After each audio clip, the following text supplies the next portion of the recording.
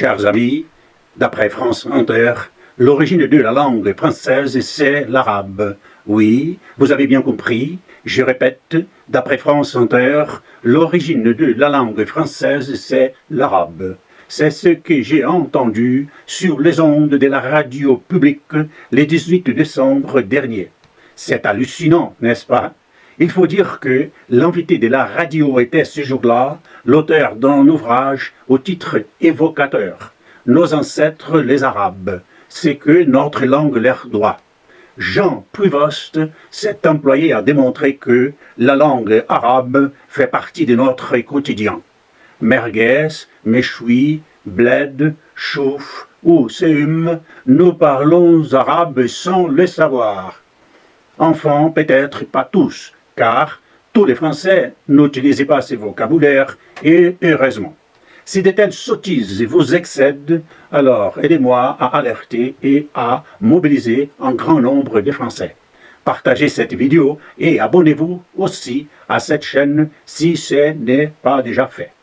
À travers ce révisionnisme linguistique, c'est l'identité de la France qui est visée. On veut nous faire croire que, finalement, les Français sont des Arabes sans le savoir. L'arabe est la troisième langue d'emprunt, puisque la première c'est l'anglais, ensuite l'italien, prétend les curieux lexicologues invités par France Inter. Ah bon? Et les latins alors? Et les grecs? Les Français parlent beaucoup plus arabe que gaulois, prétend encore M. Prouvost. Quelle surprise! Le français est une langue issue du latin et non du gaulois. Peut-être M. Prouvost ignorait-il, mais la Gaule a été conquise, colonisée et civilisée par Rome durant des siècles, ce qui laisse peu de place pour l'héritage celte. En fait, il n'y a que 500 mots arabes dans les dictionnaires. Et combien de mots comptent nos dictionnaires? Entre 60 000 et 100 000 mots. Autrement dit, les mots arabes ne constituent qu'entre 0,5% et 0,8% de ceux présents dans le vocabulaire des Français. C'est pourtant suffisant pour que France Inter prétende que, je cite, « En fait, les Français parlent arabe ». Fin des citations. Ma patrie, c'est la langue française, disait l'écrivain Albert Camus. Quel message veut-on faire passer aux Français quand on prétend leur faire croire qu'ils parlent arabe? Souvenez-vous du rayonnement de la langue française il n'y a pas si longtemps.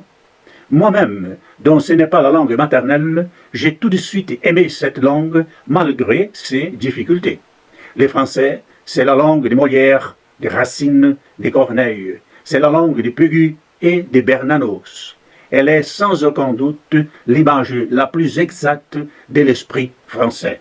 Alors, non, je suis désolé, mais quand nous parlons français, nous ne parlons pas la langue du Coran sans le savoir. Et ce n'est certainement pas en essayant de faire croire une telle sottise que nous aiderons les enfants d'immigration à devenir pleinement français.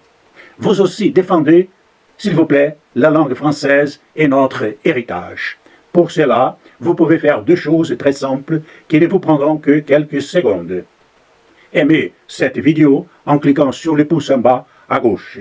Ensuite, partagez-la sur les réseaux sociaux. Et abonnez-vous aussi à cette chaîne si ce n'est pas déjà fait. Merci pour ce que vous ferez et à très bientôt pour les prochaines vidéos, tous les mardis à 18 h et le jeudi à 21 h.